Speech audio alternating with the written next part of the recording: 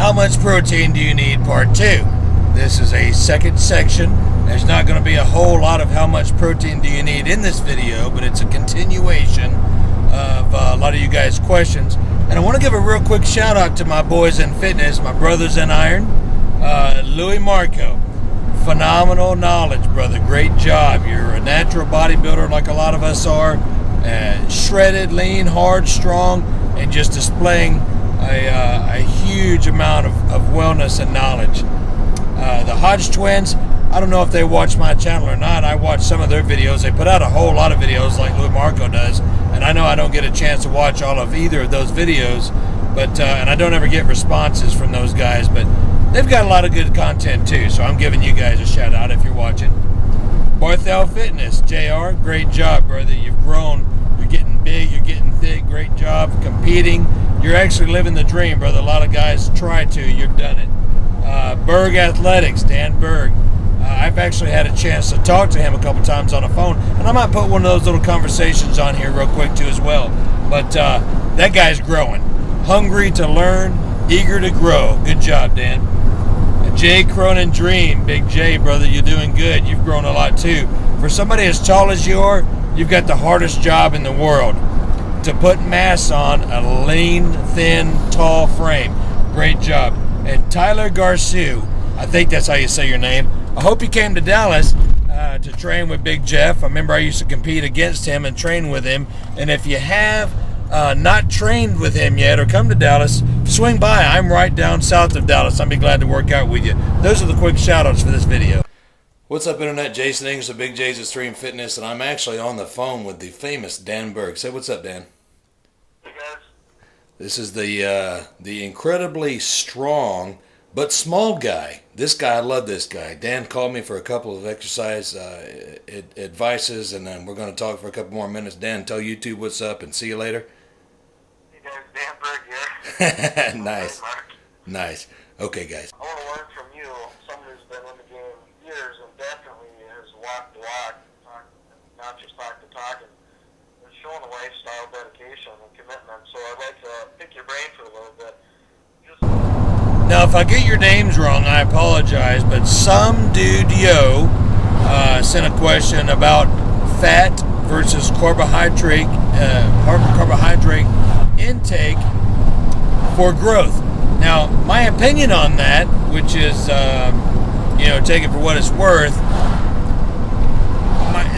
Let me back up.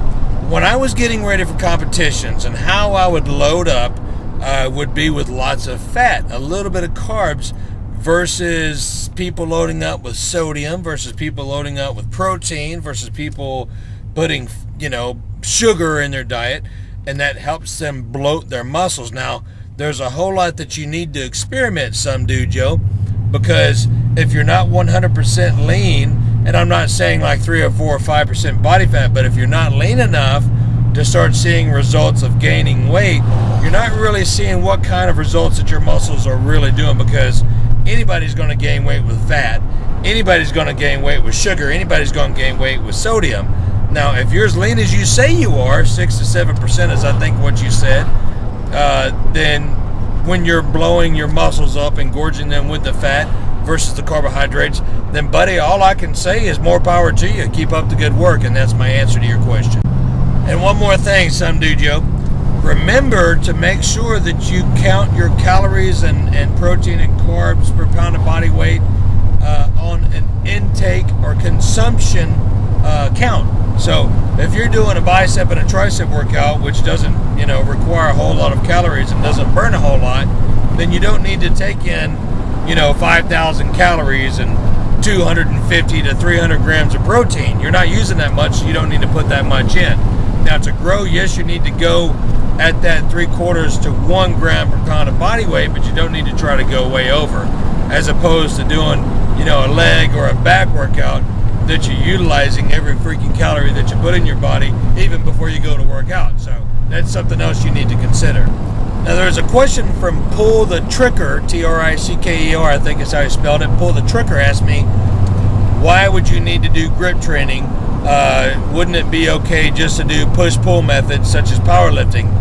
Now, you can look like a big I don't want to say obese because not all the powerlifters out there are obese, but their body fat is usually higher than normal.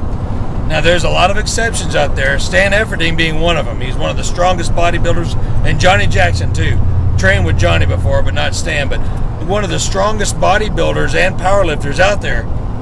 And they don't just do push-pull, they do all types of training. And I don't know if Stan or Johnny does a grip training, but let's go back to the strongest men in the world guys. Those guys are strong as oxes, but you know, if you're trying to look the best you can, then I would say partake in bodybuilding and grip training as well. Because, look at Pudanowski.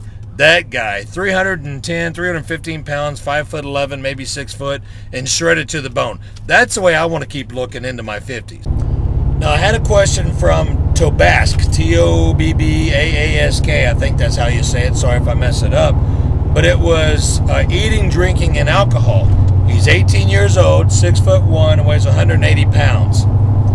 Says that he can't gain any body fat, he can't gain any weight, and he's 12 or 13% body fat now, but seems to me like your body fat is high enough, you just need to put on more weight.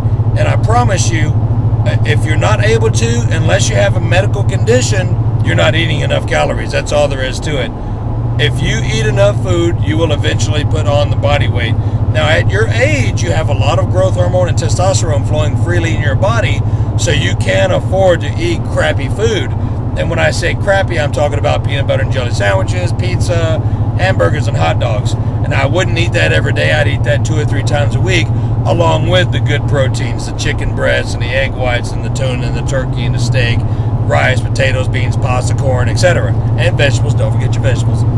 So, being that you're only 18 years old, as far as the drinking question, in America, we're not of age to drink at that age. So I would say don't do it until you're of age, although I probably partook a little bit of alcohol before the age of 21. Actually, I was the drinking age was 18 when I was that young. So back to the situation of if you should or shouldn't.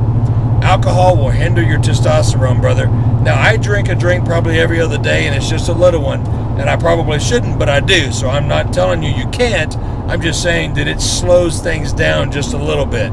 It's not going to kill you unless you're drinking a whole bunch of it. But remember the laws of the land. You got to abide. I hate it just like you do, but we got to do what we got to do.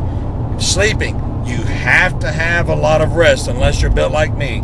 I require 5 hours of sleep, and I can go 2 days after that, but that's only the way I'm built. 9 times out of 10, you're going to need anywhere from 6 to 8 to even 10 hours of sleep if your schedule permits that. But make sure you're getting plenty of rest. That's when you recover the most, fellas.